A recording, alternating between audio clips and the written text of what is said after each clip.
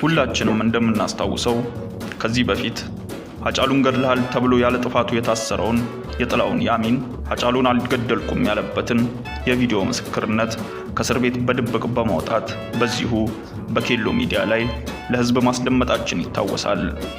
በዛሬው ዕለት ደግሞ አንድ በድብቅ የተቀዳ የጠቅላይ ሚኒስትሩ አስደንጋጭ ንግግር ልናስደምጣችሁ ነው። በቅርቡ የብልጽግና መንግስት ባልተለመደ መልኩ አንድ አስቸኳይ ስብሰባ ጠርቶ ነበር።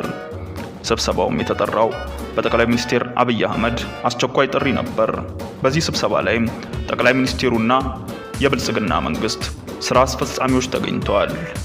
ይህ አስቸኳይ ስብሰባ ሲደረግም ህዝቦች እንዳይሰሙና ሚዲያዎች እንዳይገቡ ታግዶ በዝግ የተደረገ አስቸኳይ ስብሰባ ነበር።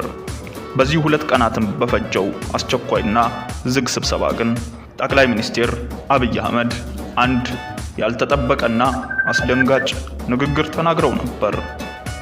እኛም እንደ ከዚህ በፊቱ ባላለሰለሰና በከፍተኛ ጥረት ቤተ መንግስት ድረስ ዘልቆ በመግባት በመረጃ ቀባዮቻችን በኩል የጠቅላይ ሚኒስትሩን ንግግር ለመቅዳት ችለናል።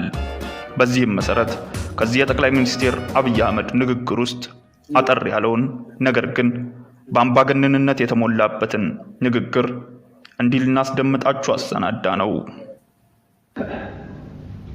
በዚህ ምርጫ በእኛ በኩል በተወሰነ ደረጃ ብልሽት ላይ ነው ይደረጋል።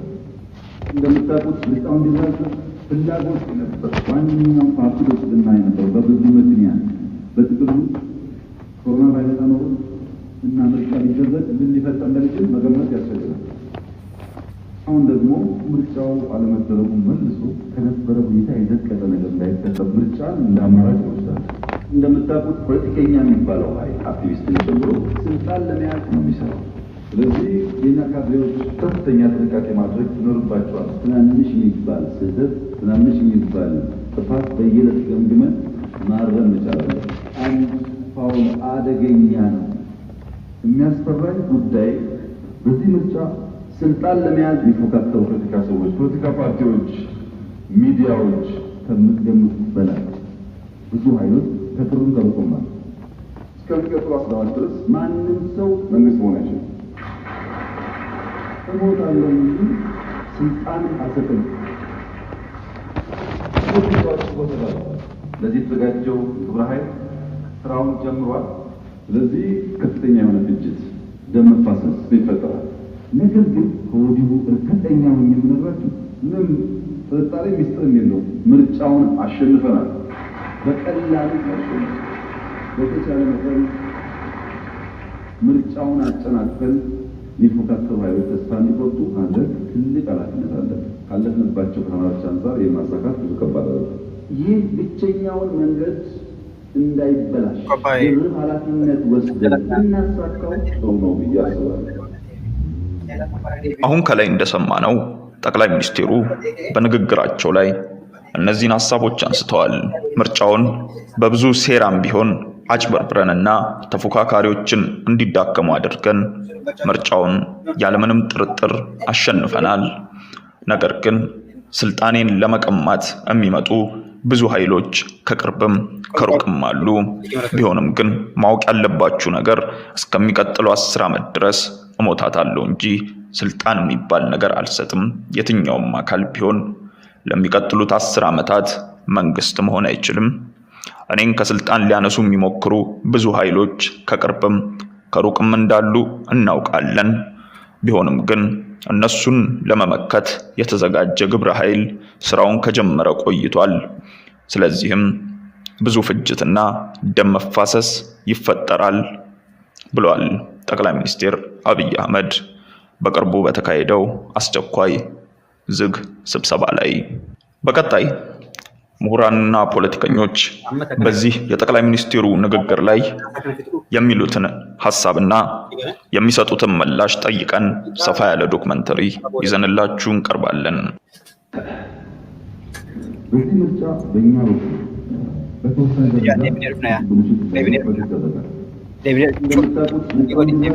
ፍላጎት ነበር። ዋነኛው ፓርቲ ብልጽግና ነበር። በብዙ ምክንያት በጥቅሉ ኮሮና ቫይረስ ነው እና ምርጫ ሊደረግ ምን ሊፈጠር እንደሚችል መገመት ያስፈልጋል።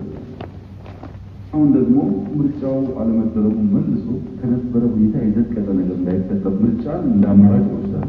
እንደምታውቁት ፖለቲከኛ የሚባለው ኃይል አክቲቪስትን ጨምሮ ስልጣን ለመያዝ ነው የሚሰራው። ስለዚህ የኛ ካድሬዎች ከፍተኛ ጥንቃቄ ማድረግ ይኖርባቸዋል። ትናንሽ የሚባል ስህተት፣ ትናንሽ የሚባል ጥፋት በየዕለት ገምግመን ማረም እንችላለን። አንድ ፋውል አደገኛ ነው።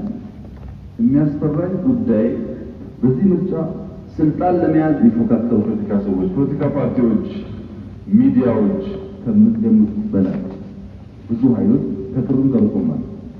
እስከሚቀጥሉ 14 ድረስ ማንም ሰው መንግስት መሆን አይችልም። እሞታለሁ እንጂ ስልጣን አልሰጥም።